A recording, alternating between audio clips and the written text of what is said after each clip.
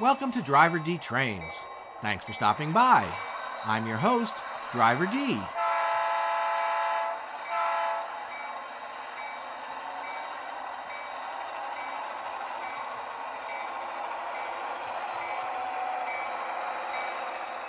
Our conductor and brakeman, Scratchy-C, just got back from an Italian vacation.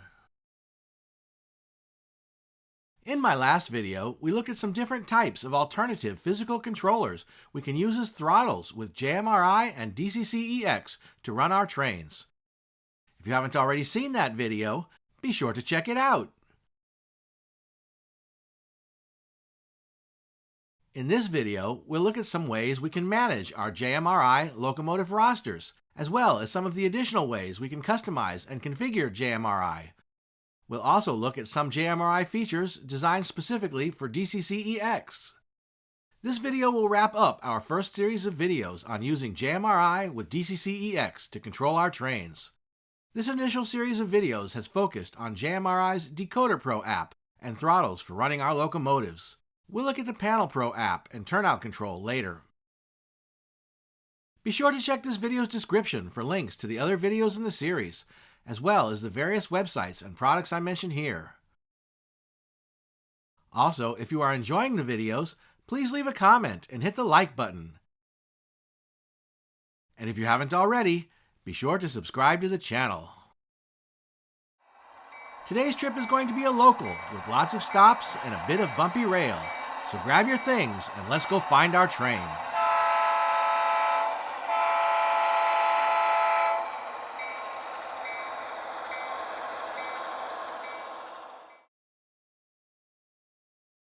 Managing JMRI locomotive rosters. Now that we've learned how to use JMRI's DecoderPro app to program our locomotives and learned how to customize JMRI throttles and functions, and used the Y-Throttle and Engine Driver apps, along with various physical devices with JMRI and DCC-EX to control our trains, let's look at some additional techniques we can use to manage our JMRI locomotive rosters, customize JMRI, and use JMRI with DCC-EX. Here are all the departures on today's schedule. First, we'll look at some advanced techniques for programming our locomotives and working with our locomotive roster entries. Then we'll look at how to use JMRI roster groups. After that, we'll look at some additional ways we can customize JMRI. Finally, we'll look at some of the JMRI features specifically designed for DCC-EX. And of course, we'll run some trains. Our ride is about to leave the station, so hop on board and we'll get this highliner rolling.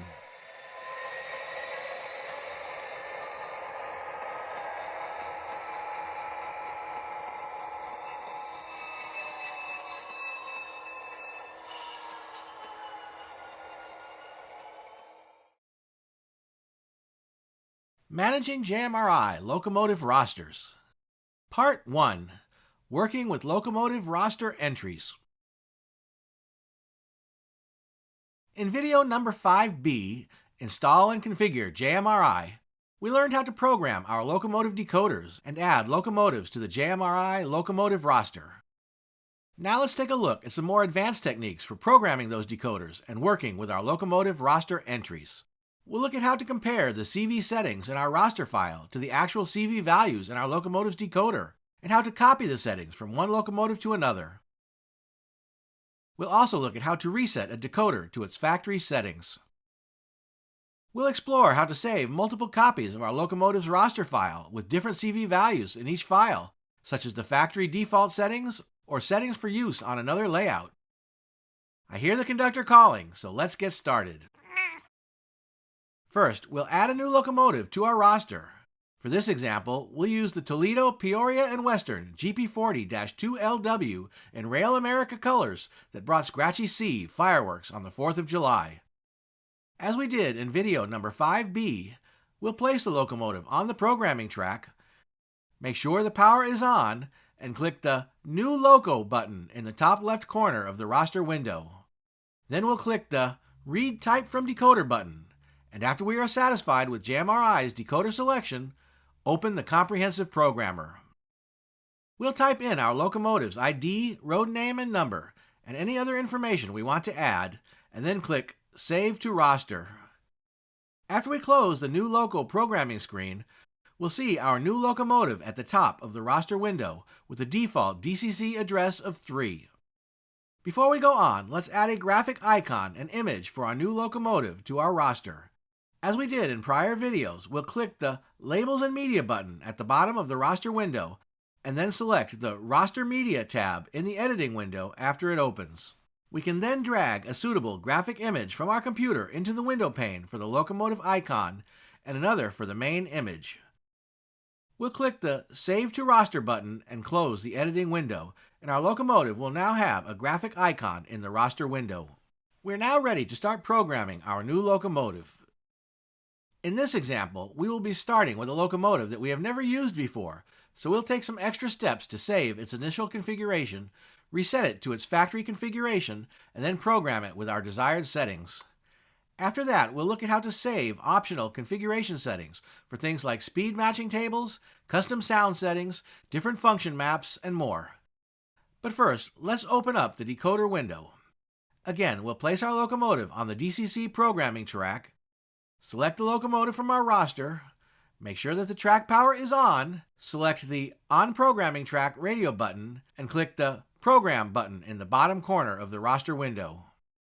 Then we'll click on the Basic tab at the top of the window to see basic decoder settings, such as the locomotive's DCC address and information about the decoder model.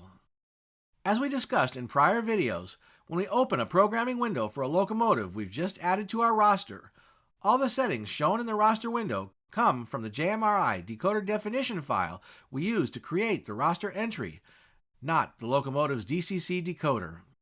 We can see that all of these settings are highlighted in yellow in the programmer window, which means that they have not yet been checked against the locomotive to see if they are correct. To see the basic settings that are actually stored in the locomotive's decoder, we can press the Read Full Sheet button. As I have cautioned before, be careful you don't accidentally click Write Full Sheet by mistake. JMRI will load all the CV values from the locomotive's DCC decoder and clear all the yellow highlighting in the programmer window. This tells us that the settings we now see come from the DCC decoder in the locomotive.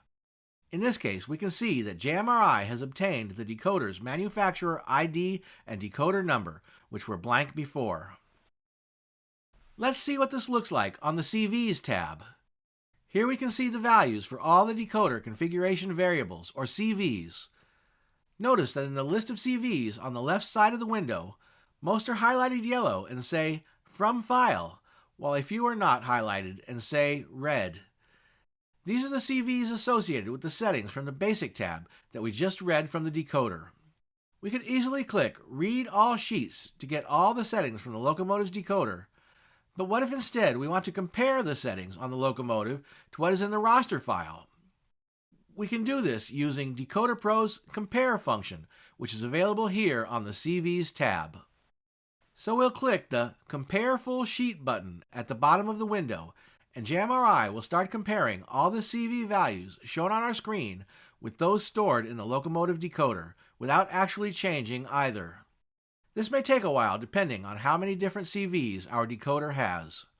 As JMRI compares each CV, if the values match, JMRI will clear away the yellow highlighting and the label next to the CV will say Same, letting us know that what is in the roster configuration file matches what is stored in the locomotive's decoder.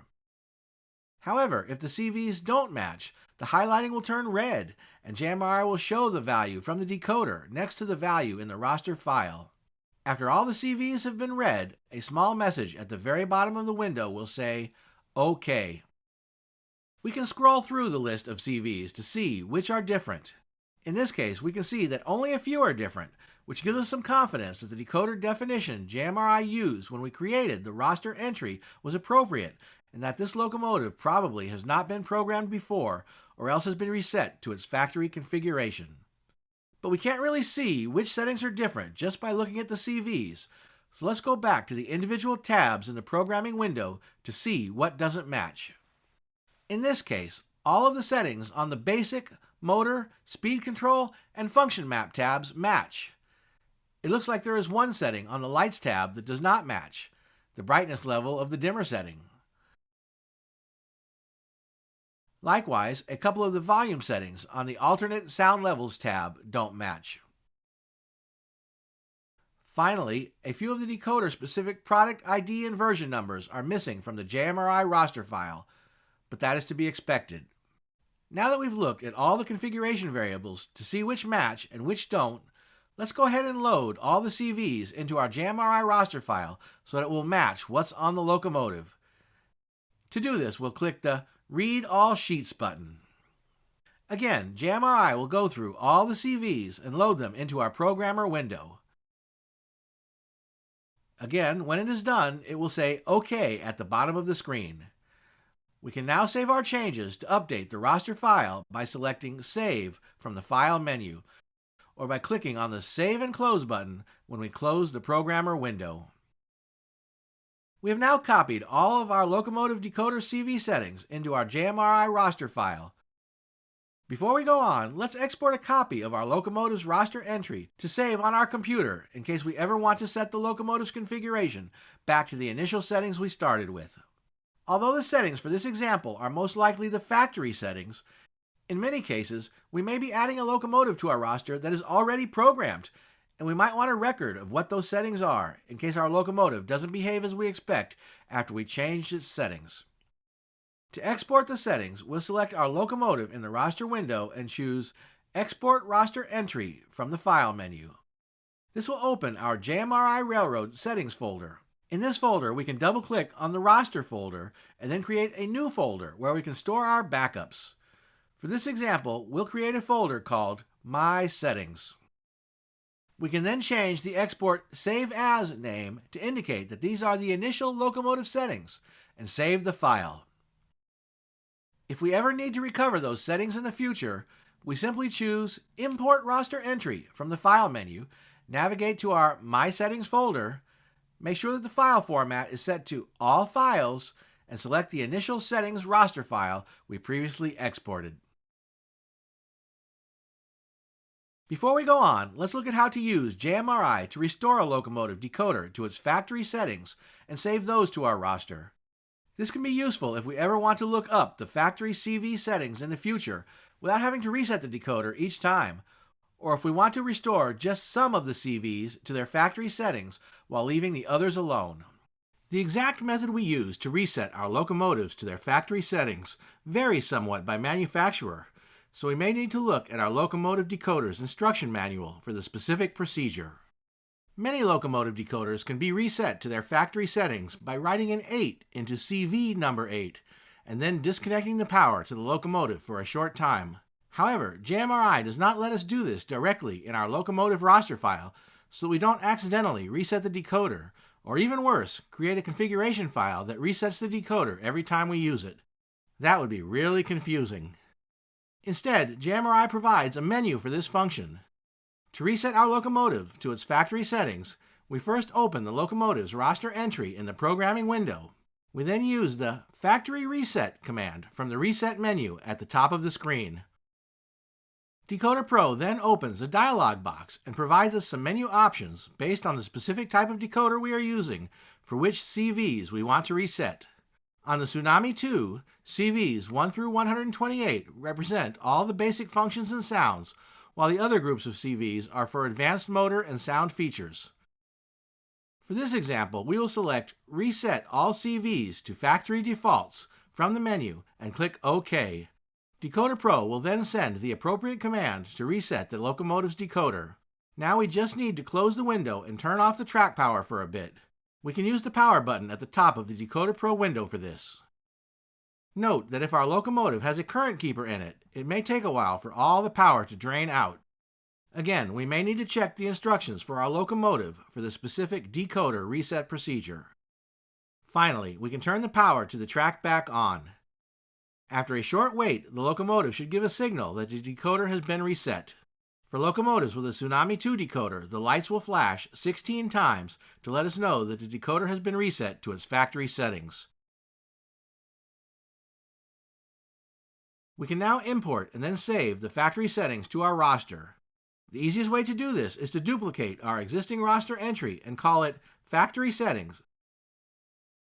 We can then select the new Factory Settings roster entry, open a programmer window, and press the Read All Sheets button. Once JMRI finishes reading all the CVs from the locomotive, we can close the programming window and save the changes to our roster. Then we can export the Factory Settings roster entry to our computer. Again, we'll select our locomotive in the roster window, the Factory Settings version this time, and choose Export Roster Entry from the File menu. Again, we'll make sure that we're in the roster folder. We can then either save the Factory Settings export in the My Settings folder we created earlier, or make a new Factory Settings folder if we prefer. We then save our export. Back in the roster window, we can delete the Factory Settings entry we just created and import it again in the future if we ever need it. Now let's go back to the roster entry we first created with our initial settings and select Write All Sheets to restore our settings to the locomotive. While we're at it, let's go ahead and update the locomotive's DCC address to match its road number and write that to the locomotive as well. Today's train is definitely not the express, and we've been making a lot of stops. Let's check our itinerary to see where we're going next. So far, we have imported a new locomotive to our roster, saved and exported our initial roster settings, and reset the decoder to its factory settings and exported those as well. Now let's look at how to copy decoder CV settings from one locomotive to another. This can be very helpful and save a lot of time programming a complex sound decoder such as the Tsunami 2. The trick to doing this is understanding that the NMRA DCC standard specifies that a locomotive DCC decoder on the programming track should respond to all commands sent to the programming track regardless of the decoder's DCC address. This means that when we send commands to the programming track, we don't address them to a specific locomotive, but rather to whatever locomotive is on the programming track at the time. Therefore, we can actually use any of our other JMRI roster entries to program any of our locomotives, although in practice it only makes sense to use a roster entry for a locomotive with the same type of decoder as the locomotive we want to program. Let's see how this works. If we look at our JMRI locomotive roster, we will see that SP7623 is also a GP40-2 with a Tsunami 2 GN2208 decoder. Again, this is the 8-function decoder for OEM Athearn Genesis diesel locomotives. So let's use this roster entry to program our new locomotive. Again, we'll make sure that our new locomotive, TPW 4052, is on the programming track and the track power is on. We'll select the roster entry for SP7623, make sure that the On Programming Track radio button is selected, and click the Program button. In the programming window, we'll go to the CVs tab and click the Compare Full Sheet button. As before, JMRI will copy all the CVs and highlight the ones that don't match. Now we can go from tab to tab in the programmer window to identify which settings we want to copy to our new locomotive. So for example, on the Motor tab, we can copy the momentum settings, called acceleration and deceleration rate, that we use on our other locomotives to our new locomotive by clicking the Write Full Sheet button. Likewise, we can copy any speed settings from the speed table. If we standardize our locomotive functions across locomotives, as I recommended in my last video, then on the Function Map tab, we can copy the function mappings we typically use. And since both the locomotive we are copying from and the new locomotive we are copying to have the same type of decoders and mostly the same features, we don't have to worry too much about incompatibilities. However, we do want to pay a bit more attention to the light settings on our new locomotive because that is one area where locomotives frequently differ, so we will configure these manually later and not copy them over now. We'll copy the braking settings from the Advanced tab and the sound volume settings from the sound levels, but we'll skip the Sound tab for now because horns are another area where locomotives tend to differ. There are a few other settings we can copy over. When we're done, we can close the programmer window, but this time we will not save any changes because those would be saved to our SP7623 roster entry and not the roster entry for our new TP&W 4052. In order to save the changes to TP&W 4052's roster entry, we open it from the roster and choose Read All Sheets.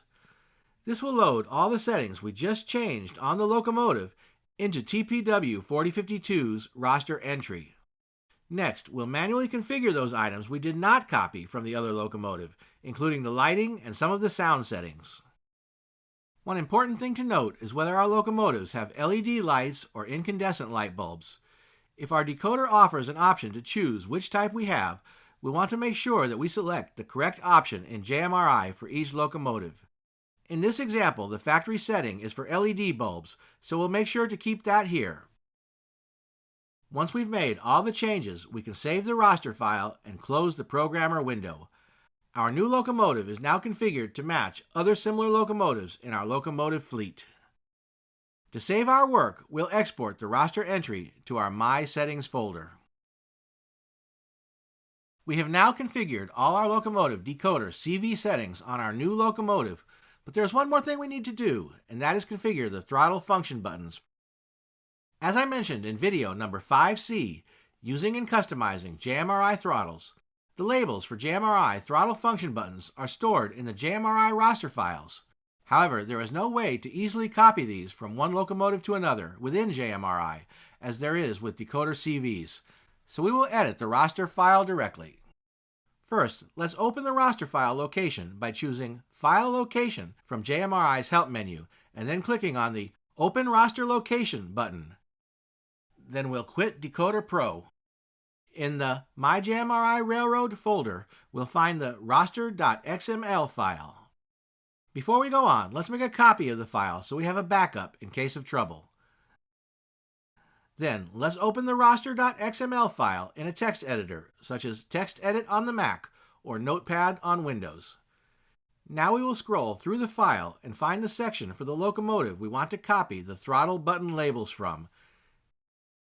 In this case, we'll use the same SP7623 locomotive that we used to copy the decoder CV settings. So we'll look for the line of text that starts with locomotive ID equals SP7623. A few lines below this, we'll find the line that says function labels. What we want to do now is copy all of the text from this line down to the line that says / function labels. So we'll place our mouse cursor at the start of the function labels line and drag select all the lines down to / function labels. Once we've selected the text, we'll use the Command or Control-C keyboard shortcut to copy the text. Then we will scroll through the file and find the section for the locomotive we just added to the roster, TPW 4052. Again, we'll find and select all the text from the line that says function labels to the line that says / function labels. Once we've selected the text, we'll use the Command or Control-V keyboard shortcut to paste the text we copied from SP7623 into the roster entry for TPW 4052.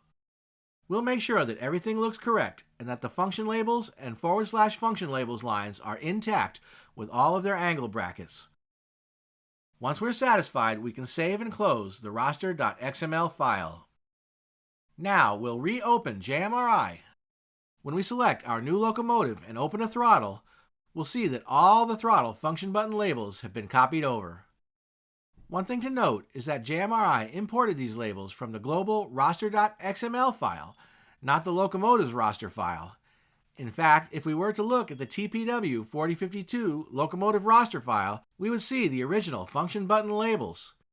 However, if we make any edits to those labels in JMRI, it will save them in both the global roster file and the locomotive roster file. Let's try this now. If we look at the function button labels, we'll see that the label for F5 is strobe lights and the label for F6 is ditch lights. That's because SP7623 has both strobe lights and front ditch lights, but not rear ditch lights. TPW 4052, on the other hand, has both front and rear ditch lights, but not strobe lights. So let's change the label for F5 to be F ditch lights for the front and the label for F6 to be R ditch lights for the rear.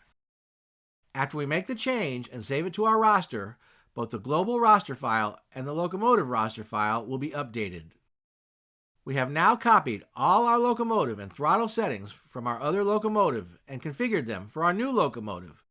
If we like, we can again export the roster file to our My Settings roster folder. We've had a lot of red and yellow signals already on this trip, and we haven't even reached our first stop yet. I've been checking the map, and the track ahead looks easier, so let's review how we got here before moving on. First, we placed our locomotive on the programming track and created a new JMRI roster entry. We read all sheets from the locomotive and saved the roster file. Then we opened the roster entry for the locomotive whose settings we wanted to copy and compared full sheet on the CVs tab. We went through each tab in the programmer window, identified which settings we wanted to copy to our new locomotive, and wrote full sheet when possible, or left them untouched if not. When done, we closed the roster file without saving any changes.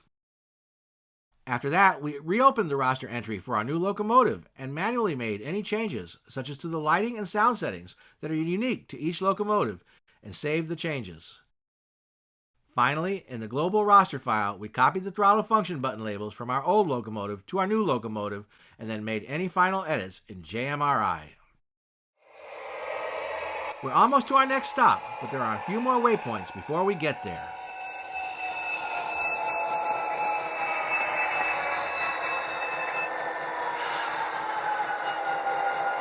All aboard!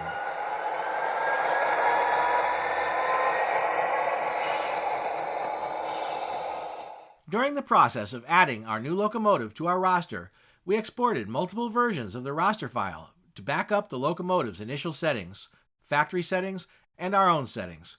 But there are other situations in which we might want to save a backup of the locomotive's settings. For example, suppose we want to save custom speed tables or speed match our locomotive, but not all of our other locomotives can use the same speed table. We can export roster entries with different custom speed tables for each locomotive we want to match, and just write the speed table sheet whenever we want to make a change on the locomotive. Or perhaps we want to change the sound settings on our locomotive depending on when and where we run it. Again, we can export roster entries with different sound profiles. Or perhaps we need to change the momentum and braking settings along with the function settings in order to operate our locomotive on a friend's or club layout. Again, we can export roster entries for each of these situations and restore our own settings anytime we want. Finally, in addition to exporting any one locomotive's roster entry, we can back up our entire roster file by choosing Export Complete Roster from the File menu. Then, if we ever needed to, we can import our entire roster from our backup using the Import Complete Roster command in the File menu.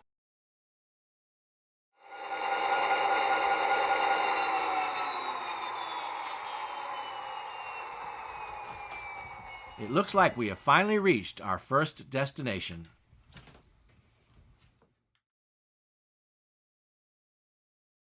Part 2. Using roster groups. Once we have more than a few locomotives in our locomotive roster, we may find it helpful to create roster groups that include subsets of our locomotive roster. To do this, we select the roster window and choose Create Roster Group from the Settings menu. We then enter a name for our new roster group and click OK. This will open up a new pane in the roster window to the left of our locomotive roster, and we will see our new roster group listed there, along with all entries. Now we need to assign locomotives to our new group. To do this, we go to the Settings menu and select Roster Group Table Association from the bottom of the menu. This will open the Roster Group Table window. At the top of the window, we'll use the drop-down menu to select our new roster group from the list. Now we select the locomotives we want to include in our roster group by clicking the checkboxes for those locomotives in the Include column on the right-hand side of the window. Once we're done, we can close the Roster Group Table window. Now, in the roster, when we select our group, the locomotives shown in the roster window will be filtered to only show the ones we added to the group. We can continue in this way and create more roster groups if we like. In addition to using the command from the Settings menu, We can create a new roster group by clicking on the plus button just below the roster group list.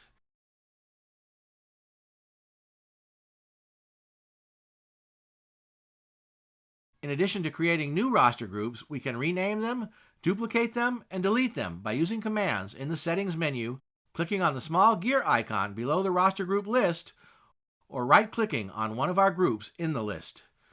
We can also import and export groups. Note that in some cases, if you rename a group, you may have to quit and relaunch JMRI to see the new name. Once we've created a roster group, we can also use it when selecting a locomotive in the address panel of a JMRI throttle by selecting our group from the Group drop-down menu. This will filter the locomotives shown in the Locomotive drop-down menu to include only the ones from the roster group we selected.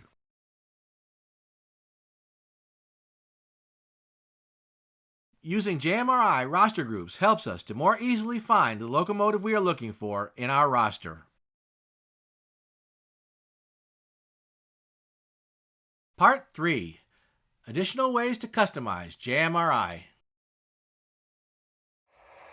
We're making good speed now and we'll be at our destination soon.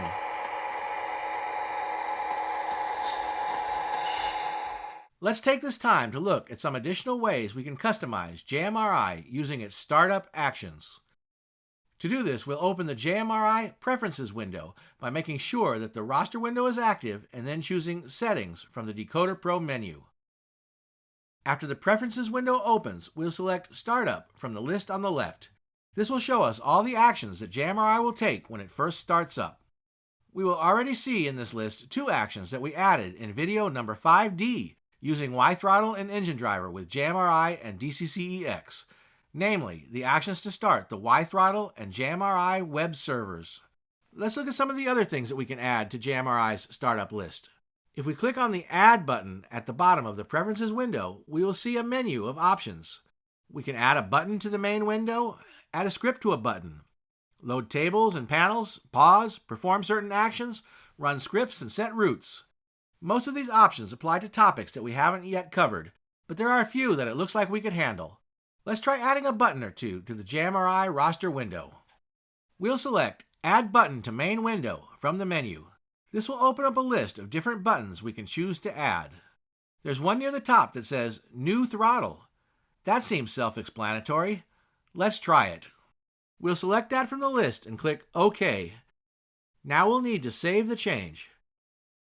JMRI will ask us if we want to restart the application so that our change will take effect. Let's go ahead and try that. JMRI will restart, and when it does, we'll see a new button at the top of the JMRI DecoderPro roster window that says New Throttle.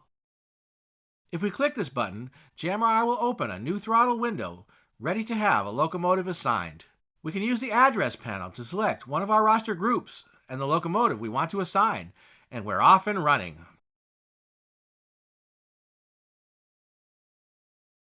The New Throttle button we just added performs the same action as selecting New Throttle from the Actions menu, but now we can more easily access that function from a button directly in the DecoderPro roster window. Let's try another one. We'll go through the same sequence of steps as before and select Add Button to Main Window, and when we scroll through the list of buttons we can add, we will see an option for Preferences. If we select this option, save the changes, and restart JMRI, we will see that we now have a Preferences button at the top of the DecoderPro roster window, just next to the New Throttle button we previously added. This is great because it will make it even easier to add more startup actions. Now we can open the Preferences window directly from the roster window. Let's try something else now. If we again click on the Add button at the bottom of the Preferences window, we will see that one of the options is to perform action. If we select this option, a new window will open with a list of actions we can choose from. If we scroll down through the list, we will find one that says Open LCD Clock. Let's add another action while we're at it. How about this one that says Check for Updates? Each time we add a new startup action to JMRI, it places that action at the bottom of our list of startup actions. JMRI performs these actions in order, so each action we add becomes the last action that JMRI will perform when it starts up. But we can change the order by moving actions up or down in the list. For example, let's have JMRI check for updates first before it does anything else. We'll select the Check for Updates action in the list and then click the Up button several times until Check for Updates is at the top of the list. Now JMRI will check for updates first thing as soon as it starts. As before, we'll save and restart JMRI for our changes to take effect. Let's reposition some of these windows so we can see them. If we look at the Check for JMRI Updates window, we will see that there is a newer production release version of JMRI now available. And if we click on the Open JMRI Download page, it will take us to the JMRI website where we can download the new version. This helps us to make sure we are always up to date. When we're ready, we can close the Updates window. I encourage you to try some of the other JMRI startup actions and add some other buttons to the DecoderPro roster window to see what they do.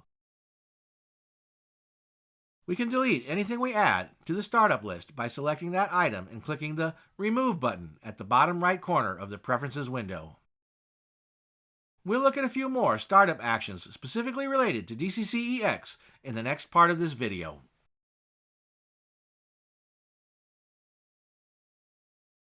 Part 4. JMRI features designed for DCC-EX. We're slowing down as we approach our destination. But before we exit our train, let's take a look at some of the other JMRI features designed specifically to work with DCC-EX. For starters, JMRI allows us to open a virtual LCD display that mimics the one on our command station. We can also open a window for a current meter that can display the amount of current draw on the track. As with some of the other windows, we can add opening the virtual LCD to our JMRI startup sequence.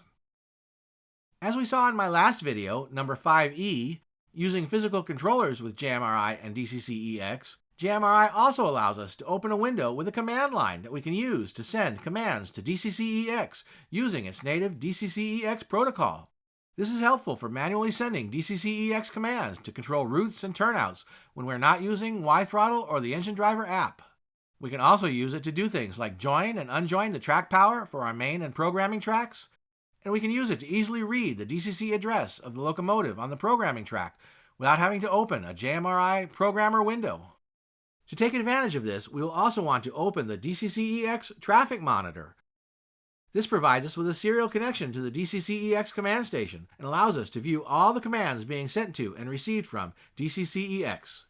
This will let us see the responses JMRI receives from DCC-EX after we send DCC-EX native commands, and can also help us diagnose any issues that may crop up when talking to DCC-EX. We already saw in video number 5D that JMRI allows us to export our JMRI locomotive rosters, including the locomotive function button settings, to DCC-EX. If we like, we can even add a button to the DecoderPro roster window that will execute a script to perform this command. JMRI also allows us to open a window to configure sensors, outputs, and 3 different types of turnouts that DCC-EX can control.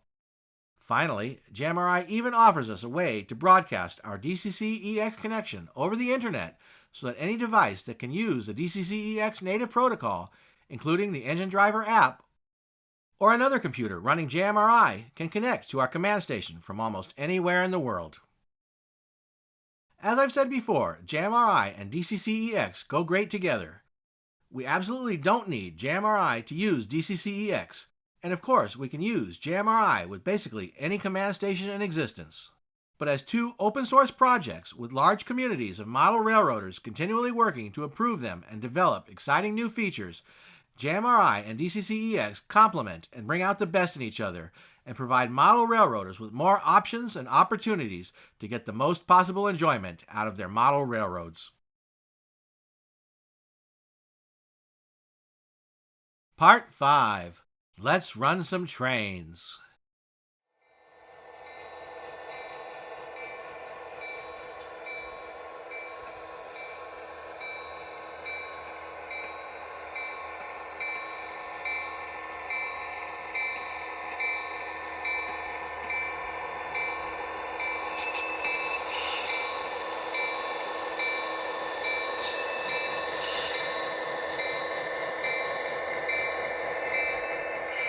We finally reached our destination.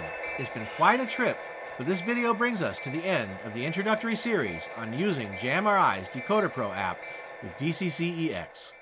During this series, we've learned how to use the DecoderPro app to program our locomotives decoders, create and manage rosters of our locomotives, configure and customize JMRI throttles and locomotive functions, use the Y-Throttle and Engine Driver apps with JMRI and DCC-EX, and use physical controllers with JMRI and DCC-EX, and looked at some of the JMRI features designed specifically for DCC-EX. We even looked back at the history of JMRI, the initial inspiration of the late Mark Gurries for DecoderPro, and Bob Jacobson's fight to keep JMRI free. The DecoderPro app is a great way to get started with JMRI. Many model railroaders are intimidated by the prospect of trying to use JMRI. Hopefully these videos have provided you with some inspiration to try it if you haven't already. In a future series, we will come back to look at the PanelPro app. The PanelPro app can do everything that DecoderPro can, plus about 10 times more, including controlling turnouts, routes, sensors, accessories, operations, sounds, and on and on. But we have a lot of other things to cover besides JMRI, so it will be a while before we get back to look at PanelPro. But if you enjoy operating a switching layout with hands-on control of your locomotives and manually thrown switches, then you may never have any need for those additional PanelPro features and never want anything more than DecoderPro. I'll close by repeating the quote from Model Railroader Magazine's November 2004 feature on DecoderPro I shared in video number 5A, an introduction to JMRI. One of the most useful things about digital command control is that it allows us to customize decoder functions. However, programming CV values on the small display screens of most DCC systems can be time-consuming and is often frustrating. Thankfully, a group of dedicated hobbyists have created computer software that makes the task of programming decoders much simpler. Meet DecoderPro. DecoderPro is a computer program that features easy-to-use display screens, allowing you to choose how you want your decoder to work by simply clicking your mouse. Sound good?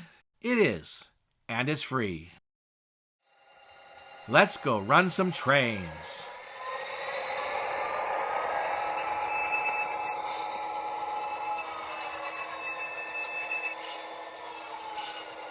All aboard!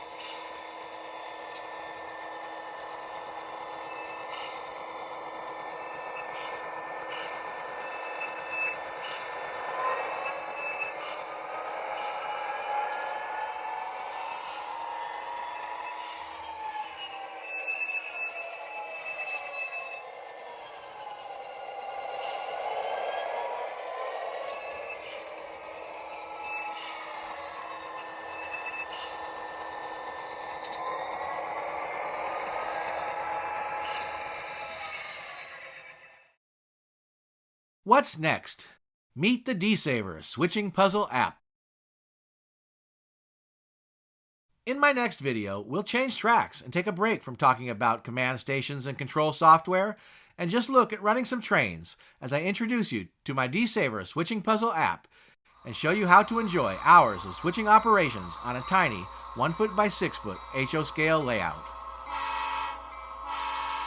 After that, we'll look at some additional hardware projects for DCC-EX, such as adding a second LCD and an OLED display, and assembling an EX fast clock. We'll also look at some ways to modify the EX command station software, as well as explore more DCC-EX automations in EX Rail.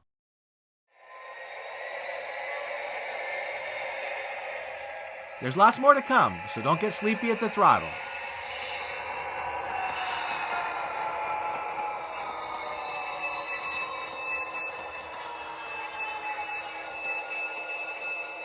Until then,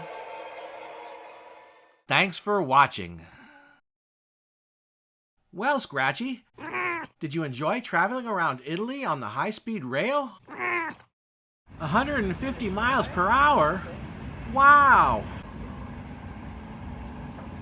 Well, I'm glad you're back. That guy you sent to fill in only wanted to talk about turkeys. Yes, it is hard to find good help. All aboard!